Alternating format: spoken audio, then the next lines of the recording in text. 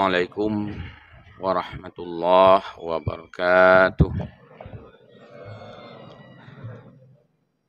Alhamdulillahi rabbil alamin. Wa bihi nasta'inu ala umuri dunya waddin. Ashhadu an la ilaha illallah wahdah iqraran li wahdaniyati. Wa ashhadu anna Muhammadan abduhu wa rasuluh i'tirafan li nubuwwatih.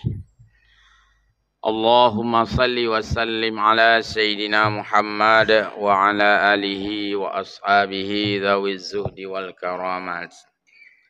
Hamba Allah muslimin muslimat jamaah salat subuh Masjid Jami' yang mulia, senantiasa kita memuji Allah Azza wa Jalla yang maha mampu, maha segala-galanya, memberikan kita kekuatan, kesehatan dan kesempatan untuk semua itu kita pergunakan dalam rangka berubudiah kepadanya.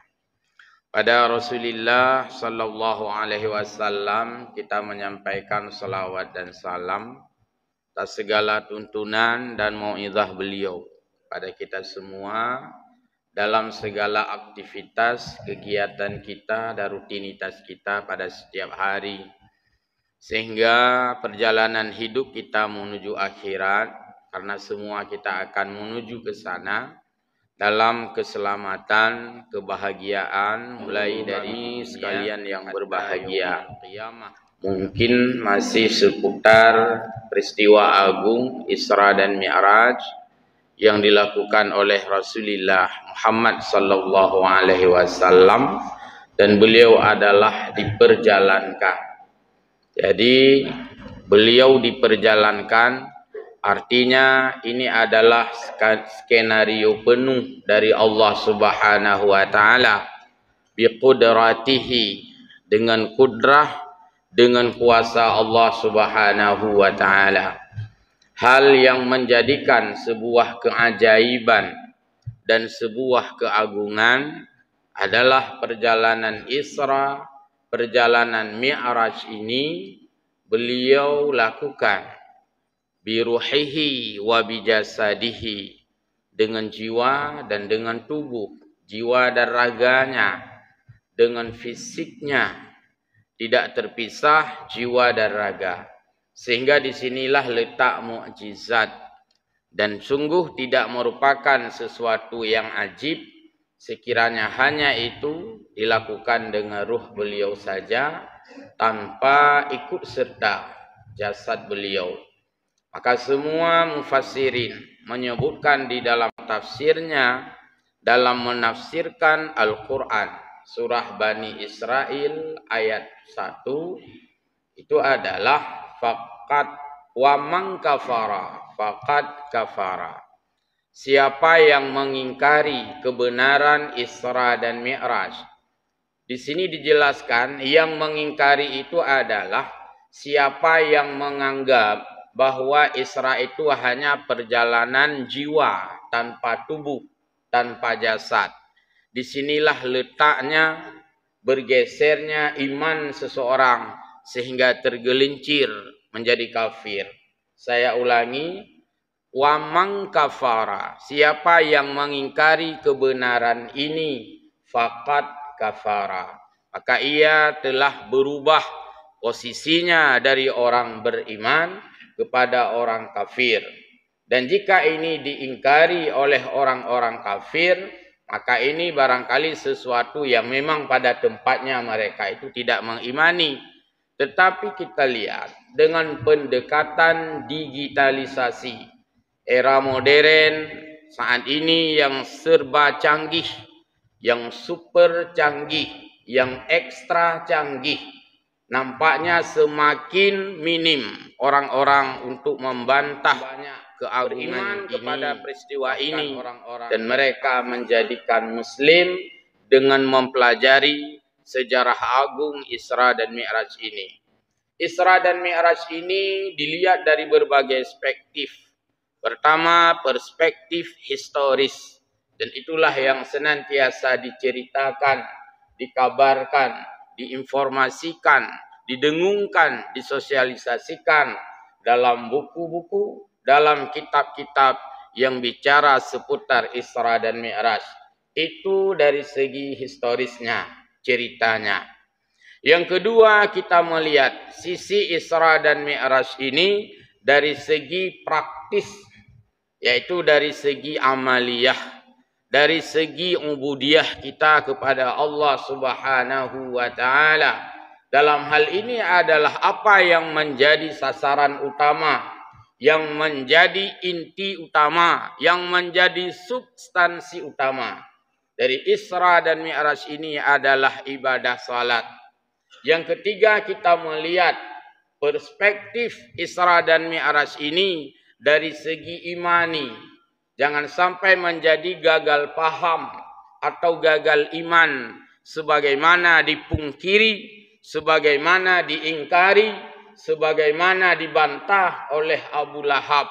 Dan disitulah Allah Subhanahu wa taala memberikan label celaka kepada Abu Lahab sampai Allah menurunkan surah Al-Quran yang diberi nama dengan surah Al-Lahab, tabbat yada abi lahabi wa tab. Hamba Allah jamaah yang berbahagia. Yang keempat, perspektif Isra dan Mi'raj dilihat dari segi banyaknya pembelajaran dari Allah Subhanahu wa taala yang dilakukan, dipraktekkan, dipercontohkan sebagai acuan dari apa yang dilakukan oleh Nabi Muhammad. Itu menjadi pelajaran-pelajaran kepada kita semua. Dari sekian banyak pelajaran yang disampaikan di dalam kisah Isra dan Mi'raj, dan itu disebutkan di dalam hadis yang sangat panjang, di mana pada setiap menafsirkan surah Bani Israel, Subhanalladzi asra bi'abdihi lailam minal masjidil haram ilal masjidil aqsa, dan seterusnya, sebahagian mufassirin yaitu mengiringi dengan hadis Nabi yang sangat panjang yang diambil dari kitab Rawahu Muslim, diangkat di sana, dicerita tuntas mulai dari start hingga finish, mulai dari beliau berangkat hingga beliau kembali menceritakan peristiwa itu. Maka di sini banyak sekali pelajaran-pelajaran yang Allah berikan kepada kita dalam peristiwa ini. Dan pelajaran-pelajaran yang ada pada saat itu semuanya terjadi secara nyata, secara faktual pada saat kita hidup di zaman sekarang ini. Maka peristiwa Isra dan Mi'raj itu yang terjadi sudah jauh sekali di waktu yang lampau. Tapi apa yang diangkat di dalam pelajaran-pelajaran itu terlihat nyata hari ini di dalam kehidupan kita. Dan kita sudah berulang-ulang mendengarkan kisah-kisah itu dari berbagai peristiwa yang dialami oleh Rasulullah sallallahu alaihi wasallam. Sehingga di sana menunjukkan bahwa terjadi dialogis antara Rasulullah sallallahu alaihi wasallam dengan malaikat Jibril yang mendampingi dari perjalanan beliau, yaitu dari Masjidil Haram ke Masjidil Aqsa, lalu beliau Mi'raj. Di dalam Al-Quran, kisah Isra adalah kisah horizontal. Perjalanan horizon dari Masjidil Haram ke Masjidil Aqsa. Sementara kisah Mi'raj adalah kisah vertikal dari bumi menuju kepada langit. Sebagai seorang Rasul, mestilah beliau berada pada posisi teratas dalam segala aspek, dalam segala hal. Dalam ilmu, Nabi Muhammad adalah yang tertinggi, yang terlengkap pengetahuannya. Dalam hal pengalaman, Nabi Muhammad adalah yang terbanyak pengalamannya. Dari segi perjalanan, traveling, Nabi Muhammad adalah yang paling jauh melakukan travel, yang paling jauh melakukan perjalanan, sehingga menjadikan beliau memang sebagai orang nomor satu yang tidak hanya kita akui sebagai umat beliau yang mencintai beliau, tetapi para penulis-penulis di luar Islam di sana juga menempatkan posisi beliau itu sebagai manusia yang sangat terpengaruh dan mereka tidak berani menempatkan nomor 2, tidak berani menempatkan nomor 3, tapi mereka saja tetap menempatkan Nabi Muhammad sebagai orang yang pertama. Itu musuh Islam. Apalagi kita sebagai orang Islam tentu menjunjung tinggi Rasulullah sallallahu alaihi wasallam. Jadi kalau bicara pengalaman Rasulullah yang tertinggi, sehingga kita sebagai yang bukan Rasul, sebagai manusia biasa, hanapat perlu mahmbung dengan Nabi. Hanapat peraya-raya dengan Nabi. Hanapat ya perhaya-haya dengan Nabi.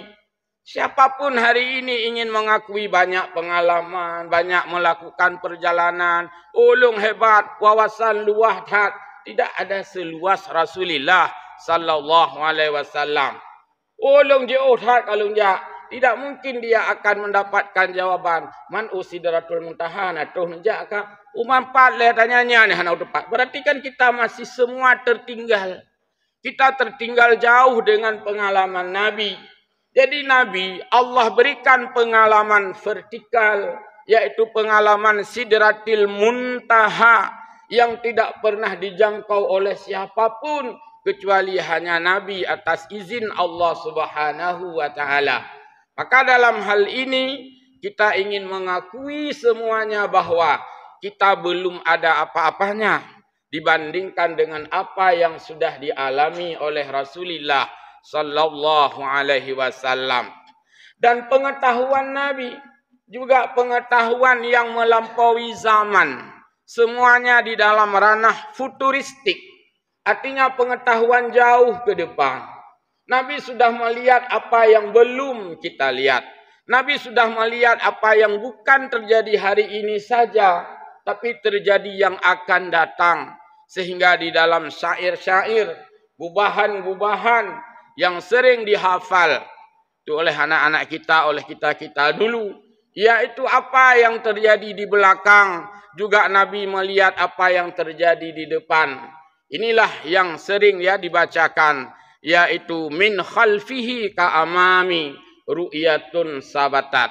Apa yang terjadi di belakang Nabi dengan di depan Nabi, Nabi sudah melihatnya semuanya. Sehingga pengalaman Nabi adalah pengalaman lampau sebelum beliau lahir. Pengalaman Nabi adalah pengalaman yang akan datang sebelum hari kiamat. Nabi sudah mendapatkan informasi akurat tentang hari kiamat. Kan lagi habar tanya, oleh dah perah, saya ralat, Umar rupanya kakon. Dan Nabi tidak membutuhkan ralat. Nabi tidak membutuhkan mengulangi pembicaraannya karena apa yang dilakukan dan apa yang dilihat oleh Nabi itu semuanya atas petunjuk Allah Subhanahu wa taala. Jadi Nabi tidak bicara tentang dugaan-dugaan. Karena dugaan itu bukanlah valid. Dugaan itu tidak pasti. Nabi tidak bicara dalam hal angan-angan. Tapi Nabi bicara dalam hal faktual. Bukan hanya faktual yang sedang terjadi, tapi faktual yang akan terjadi. Sehingga Nabi adalah junjungan alam. Nabi adalah junjungan semesta alam ini, di mana pengetahuan Nabi mencakup pengetahuan horizontal di bumi dan mencakup pengetahuan vertikal di langit melalui momentum peristiwa Isra dan Mi'raj. Dalam hal sisi leadership, kepemimpinan, kita ingin melihat berbagai pelajaran-pelajaran yang bisa kita ambil dari prosesi Isra dan Mi'raj ini. Yang pertama, semua kita masih teringat bagaimana proses ibadah salat ini yang Allah perintahkan di awalnya adalah 50 waktu. Sehingga ketika ditanya oleh Nabiullah Musa, pada saat Nabi turun dari tempat Sidratil Muntaha, ma farada alaika ya Muhammad. Hai Muhammad, apa yang kamu dapatkan? Apa yang diperintahkan? Apa yang diwajibkan hasil pertemuan dengan Allah Subhanahu wa taala? Nabi Muhammad sallallahu alaihi wasallam menjawab, farada alayya wa ala ummati khamsina salatan. Allah telah mewajibkan kepadaku dan kepada umatku 50 kali waktu salat sehari semalam. Ini menunjukkan bahawa pelajaran yang pertama kita dapatkan, sebuah perjalanan yang jauh itu menghasilkan output, menghasilkan adanya sesuatu yang dibawa pulang sebagai hasil daripada studi komparatif, sebagai hasil daripada studi tiru. Dan Nabi Muhammad sallallahu alaihi wasallam pergi jauh dan sangat jauh sekali menghasilkan bukan hanya teori-teori, tapi menghasilkan praktek ibadah salat. Bukan hanya menghasilkan cerita-cerita. Mungkin punya tanya ojak je, oh, puo cerita sagai. Oh, mai kamu baru menjak ubali nak cukup hari cerita sagai. Putra hari kamu ojak kedih silap hang gadoh. Tapi punya bak tanya gadoh cerita sagai. Ada mendeh urung woi Bali pegah kejak gedeh silap hang gadah. Ciban cara tego kedong begitu orang pegah silap hang gadah. Tapi awai gadah tanya. Nah, jadi kita hanya cerita-cerita. Kalau begitu, kita kadang-kadang melakukan studi historis. Perbandingan cerita, bukan studi praktis menghasilkan sesuatu yang kita praktekkan. Tapi Nabi Muhammad sallallahu alaihi wasallam melakukan Isra dan Mi'raj tidak terbatas pada studi historis, tapi menghasilkan studi praktis. Sekiranya kita bertanya, bukan teman putra, teman hasil daripada Isra dan Mi'raj, kita bisa menjawab. Hanya semayang yang dah pubut tiura semalam 5 waktunya ke inti daripada Isra dan Mi'raj. Dan ini adalah substansi hidup. Bahkan menjadi imaduddin tiang agama. Nyo ke hasil umaraya tak hasil berarti. Berarti berathat hasil daripada Isra dan Mi'raj. Hingga salat yang kita lakukan 5 kali sehari semalam. Ini adalah hasil yang paling agung dari Isra dan Mi'raj. Ini memberikan pelajaran bagi kita bahawa setiap perjalanan itu mesti menghasilkan suatu hasil yang nyata. Maka ketika kita belajar untuk pergi kemanapun, orang-orang akan bertanya, bukan lu dengar dah kalau ni studi banding luar negara, putra tu main kan puo. Apa ni naik kau memang negara memang keadaan. Oh, hana hasil yang kengeng kan. Maka ini kontroversi dengan apa yang dilakukan oleh Nabi sallallahu alaihi wasallam. Sisi yang lain daripada Isra dan Mi'raj yang juga tidak kalah penting kita untuk menjadikan iktibar, yang menjadi renungan dan pelajaran adalah komunikatif. Bagaimana ketika tadi Nabi Musa bertanya kepada Rasulullah sallallahu alaihi wasallam, "Ma farada 'alaika ya Muhammad?" Nabi menjawab salat 50 waktu. Apa yang disarankan oleh Nabi Musa alaihi salam? Yaitu Nabi Musa alaihi salam mengkhawatirkan akan kesanggupan umat Nabi Muhammad yang secara fisik jauh sekali perbandingannya dengan beliau dan umat Nabi Musa saat itu. Maka Nabi Musa menyarankan Nabi Muhammad agar berkenan untuk meminta dikurangi. Pelajaran apa di sini yang bisa kita ambil? Ketika Nabi Muhammad mendengar saran Nabi Musa, tidak ditemukan di dalam hadis, itu pembantahan. Ni laki kurang, oh ya aku jerit lu, nya kakak, hana gekun lagi nyan dan hana gebantah. Yang kedua, Nabi Muhammad tidak protes terhadap saran Nabiullah Musa. Oh baik nak protes lu Nabi Musa, raya tak lu Muhammad pangulai alam. Itu ni Nabi biasa. Drone hai Musa Rasul, long pangulai Rasul. Nabi Muhammad secara levelnya itu adalah tetap di atas. Bahkan di atas nabi-nabi yang lain. Nabi Musa nabi biasa. Artinya nabi bukan Sayyidul Mursalin. Karena Sayyidul Mursalin hanya Nabi Muhammad.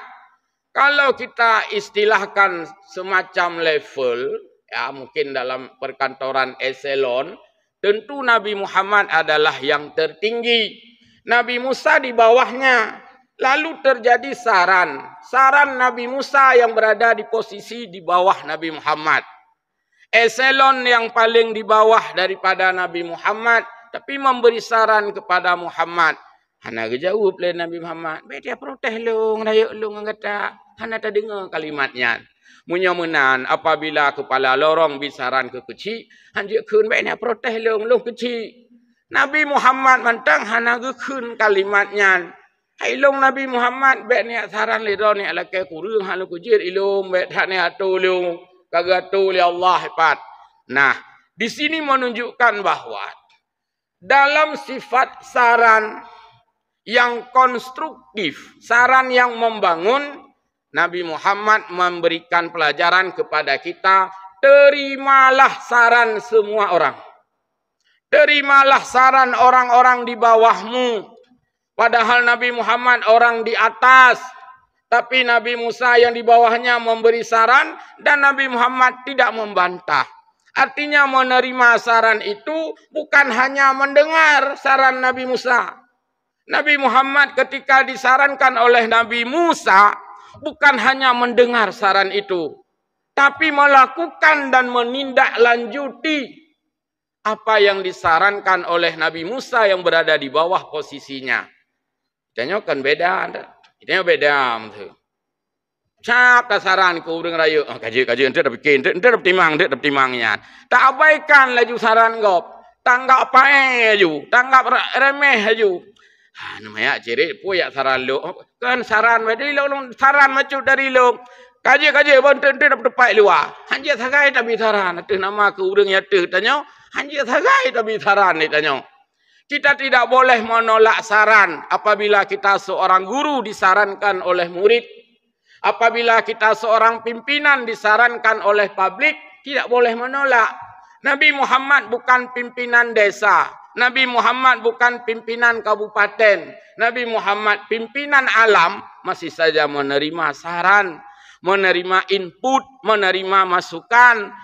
Maka sangat bagus seorang pemimpin itu adalah terbuka, openness, hatinya terbuka, kritikannya dibuka sehingga banyak saran yang ia terima. Nabi Muhammad menerima saran Nabi Musa dan menindaklanjuti. Naiklah Nabi Muhammad sallallahu alaihi wasallam yang di dalam hadis panjang itu sampai 9 kali Nabi Muhammad bolak-balik tetap saja menjalankan saran. Tidak pernah keluar dari mulut yang mulia itu. Hai bet saran le tak saran ke lu. Le tak le minyak. Hana pernah gekun ke orang lain. Banyak taik minyak. Le minyak. Hana gekun ke Nabi Musa. Bet le tak minyak itu. Ni le tak nak protes. Kalau nak protes juga. Kalau bila Allah Ta'ala kaput 25. Lu nak puas kepada umat lu. Ni tak nak protes lah. Alah tajak le lu. Ni jarau le. Hana gekun lagi nyan. Punya tanya akan menjadikan itu lige dan brigen. Tapi Nabi Muhammad tidak. Tetap artinya apa? Sampai menunggu posisi mana yang paling bagus. Ketika Nabi Muhammad itu sudah bolak-balik sampai 9 kali. Artinya disitulah posisi standar yang tidak disaran lagi oleh Nabiullah Musa. Maksudnya apa? Kalau sudah pas, tidak mungkin disaran lagi. Kenapa banyak saran-saran masuk kepada kita? Karena pun endak pubur hana pahlam. Karena ketika belum begitu pas, ya kan pas partai bet salah. Ketika belum pas, maka orang akan banyak memberi saran kepada kita. Maka Nabi Muhammad setting oleh Allah. Nabi Muhammad sudah memang demikian, ya, disetting oleh Allah. Pertama dikasih dulu 50. Kemudian Allah sudah tahu. Pasti nanti ada saran-saran. Nah, kita tidak boleh melanggar. Kalau di dalam istilah diskusi itu brainstorming. Curah pendapat. Sengaja seperti itu disarankan. Lagi kita tanya untuk pengurus masjid. Contoh ya, contoh saja. Pengurus masjid, dan chat masjid, yang chat sebuah tiang le, chat sebuah tiang le, kayak leu rung, hai, pangkan warna pulenyo, bah menai le sabuh tiangnya. Cek je warna masjid mesti sabuh tiang le warna merah tu. Terus nanti orang-orang happy je tiangnya merah pun kena cat merah mendumnya. Bahi sang lagi nyantang. Hana cat le cat sabuh tiang le. Dibiarkan barang sebulan. Pasti orang-orang kan banyak memberi komen. Pucuk merah namanya, pucuk merah namanya. Lebih galam ketuleh hinan. Tolong dikomentari. Masjid ini mau dicat merah semua. Yang pasti itu lo saran-saran. Hai Guimum, hai BKM, pun nak cat merah mendum masjidnya. Kapal le olamnya, kau yang masjidnya, oh bambek lagi nyanha. Pasti itu banyak saran. Apa yang diambil tindakan oleh pengurus masjid? Hana jadeh cet. Pacik hana cat merah. Pane orang yang baru sabuh tameh lung cat, numpah le urung bisaran. Kaku menyamunan menopeh. Dah dengar saran kau. Putih ni cat. Ada cat putih. Ini openness. Ini artinya keterbukaan. Nabi Muhammad mengajarkan kita kepemimpinan yang terbuka. Bukan kepemimpinan otoriter. Maka kita semua itu belajar dalam segala hal. Termasuk kepemimpinan adalah apa yang diajarkan oleh Nabi kita Muhammad sallallahu alaihi wasallam.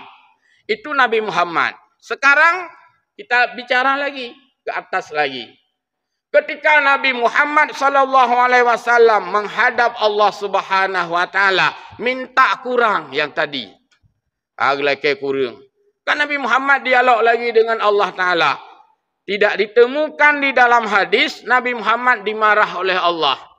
Pane na buno ka ku sebenarnya we mak we tuk gede ka kenang deut. Hana dah dengar Allah gedut Nabi karena bekan gak lake kurang.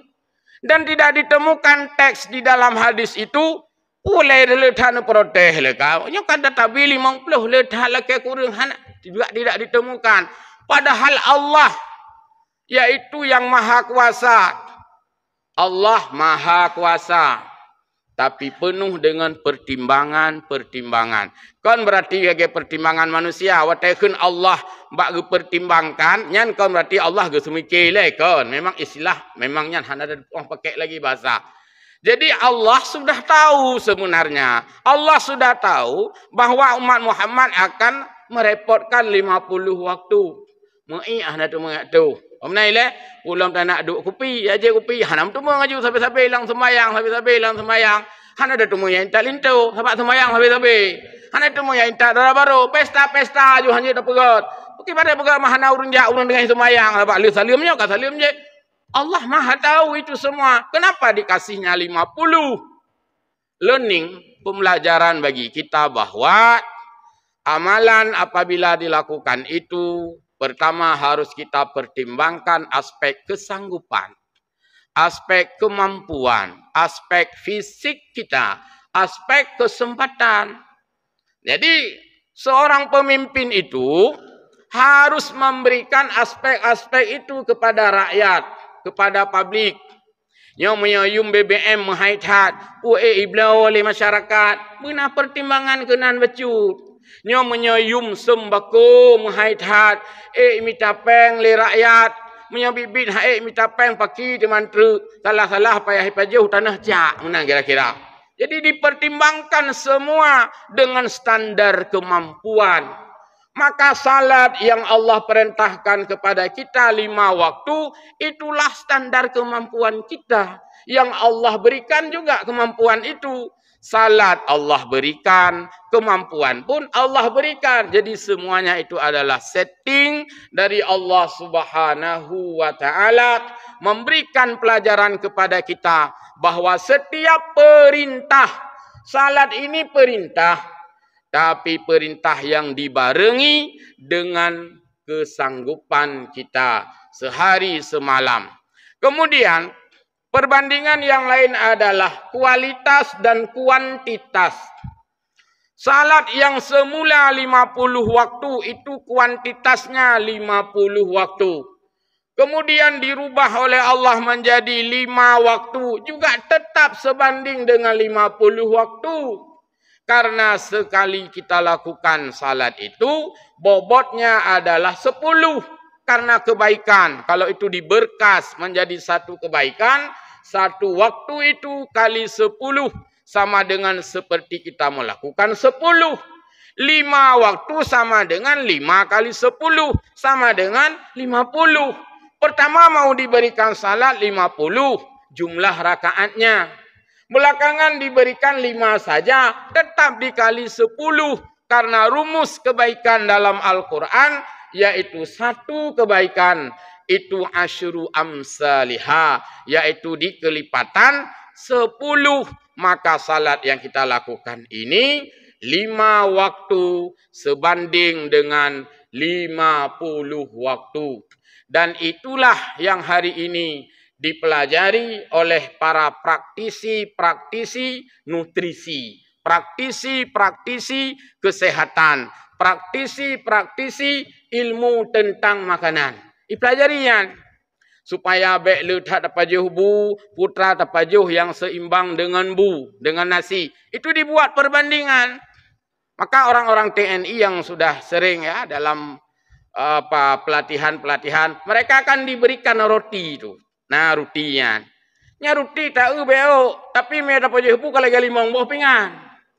Itanya dapat juh bu 5 buah pinggan, tapi hanya sebanding dengan sekrek rotinya. Karena ada perbandingan kualitas dan kuantitas. Sehingga semua kita belajar itu dari rentetan peristiwa Isra dan Mi'raj. Bukan hanya kita cerita semata.